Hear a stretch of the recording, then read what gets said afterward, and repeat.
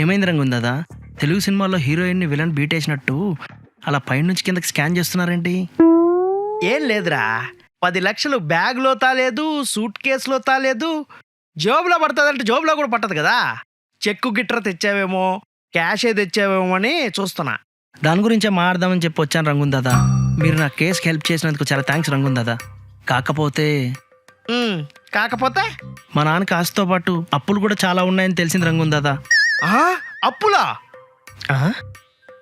అసలు ఎన్ని అప్పులు ఉన్నాయంటే ఈ జన్మ మొత్తం మేము కష్టపడినా అప్పులు తీర్చలేం రంగుందా. ఆస్తి మొత్తం మా వాడికి వదిలేస్తున్న బావును. హక్కు ప్రకారం అప్పు కూడా వాడే క్లియర్ చేయాల్సి వచ్చేది. టైంకి చెంచా కార్డు వచ్చి మీతో సెటిల్మెంట్ చేస్తాను అది ఇదని చెప్పి తీసుకొచ్చాడు. ఆస్తి వచ్చాక రాజులా బతుకుదాం అనుకున్నా రంగుందా. కానీ బానిస బతుకు బతకలేకపోతున్నాను రంగుందా. బానిస బతుకు బతకలేకపోతున్నాను. ఏం బ్రో, 10 లక్షల డబ్బులు ఎగ్గొట్టడానికి ఇలా నాటకాలు చేస్తున్నావా? మీరు నమ్మరు రంగుందా, అందుకనే పేపర్స్ తీసుకొచ్చాను, ఒకసారి చూడండి.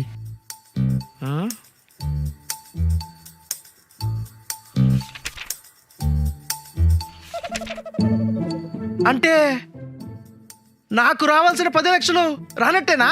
నాకు రావాల్సిన ₹1,00,00,000 రానప్పుడు ఇంక నీకు 10 లక్షలు ఎక్కడి నుంచి వస్తాయి రంగుందా. ఒరేయ్ నీ అబ్బా చెంచా అన్నా చాకందుకురా. చాకంటే ఈడు కాదురా, పుల్క కత్తందుకోరా. అది ముందే చెప్పాలి కదా. రంగుందా కోడి నరికితే పలావ్ అవుతుంది, మేకని నరికితే బోటి అవుతుంది, నన్ను నరికితే ఏమొస్తుంది రంగుందా. నీ కిడ్నీలు, లివరు, ఊపిరితిత్తులు అన్ని బ్లాక్ మార్కెట్లో అమ్మేసి నా 10 లక్షలు వసూలు చేస్తారా? రంగుందా. ఏం రో దగ్గుతున్నావు? ఈ మధ్య సిగరెట్లు కొంచెం తగ్గించేసరికి దగ్గెక్కువైపోతుంది రంగుందా. సిగరెట్టా? అంటే నీకు సిగరెట్ అలవాటు ఉందా? అంటే ఊపిరితిత్తులు అమ్ముకోలేవు, అయినా పర్లేదురా. ఏం రో అరుస్తాండవా? అంటే మంది ఎక్కువ తాగడం వల్ల ఫ్యాటీ లివర్ డిసీజ్ వచ్చింది రంగుందా. నీకు తాగుడు అలవాటు కూడా ఉందా? అయితే నీ లివర్ అమ్మలేనురా. రంగుందా ఒక్క నిమిషం టైం ఇస్తే ఉచ్చోసుకొచ్చేస్తా రంగుందా. ఆ తర్వాత నువ్వు నన్ను చంపేసుకోవచ్చు రంగుందా. ఏరా ఉచ్చాపుకోలేకపోతున్నావా? ఉప్పు ఎక్కువ తినేసరికి కిడ్నీలు కూడా పోయే రంగుందా. నీ శరీరంలో సరిగ్గా పనిచేసే ఒక్క అవయవం లేకుండా వచ్చే ₹1,00,00,000తో ఏం భోగభాగ్యాలు అనుభవిద్దాం అనుకున్నారా నీ అబ్బా? రే చెంచా అన్నా, వీడి ఇక్కడి నుంచి వెళ్ళిపోవాలి. నా కత్తితో వీడి తల లేపేలా పో. ఇక్కడి నుంచి వెళ్ళిపోవాలి. రేయ్ ఇక్కడి నుంచి వెళ్ళిపోరా. ఏయ్ లేకరా రే. నేను వెళ్ళాం. వెళ్ళవా? ఎందుకు వెళ్ళవురా? చెప్పాను కదా రంగుందా, ఆర్థిక పరిస్థితి ఏం బాగాలేదు. అందుకని అన్నా మొన్న నీకు అడ్వాన్స్ కింద ఒక ₹1,000 ఇచ్చా కదన్నా, అది కొద్దిగా తిరిగిస్తే కొద్దిగా హెల్ప్ఫుల్గా ఉంటుందన్నా. ఒరేయ్ 10 లక్షలు ఎగ్గొట్టి ₹1,000 మళ్ళీ తిరిగిమంటావా? తగ్గుతో తొక్కలా వేసానుకో తుక్కు తుక్కు చేస్తా నీ అక్క.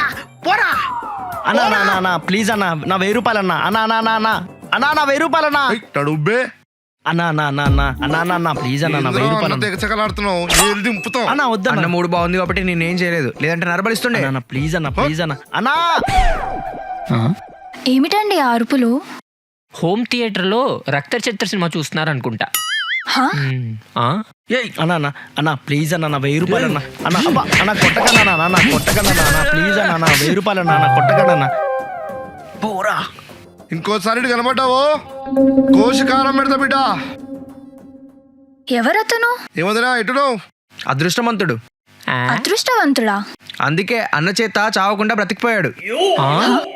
చంపడమా? అయినా ఈ మధ్య అన్న బాగా సలబడిండ్రా. అవునరా, ఒకప్పుడు కత్తి సానబెట్టి మర్డర్ చేసేటోడు, ఇప్పుడు ఎంత చిరాకు తెప్పిస్తున్నావు వదిలేస్తుండు. కత్తి సానబెట్టడానికి మర్డర్ చేస్తాడా? ఆవు ఇప్పుడు చికెన్ లెక్కనే మనిషిలో కూడా ఒక బొక్క ఉంటది, అది మస్తు గట్టిగా ఉంటది. దాంతో గనక కత్తిని సారా సారా సారా సారా అని సానబెట్టాం అనుకో, అది పుచ్చకాయ అయినా కొబ్బరికాయ అయినా ఒకే ఒక ఇటుకి తెగ అవతల పడాలి.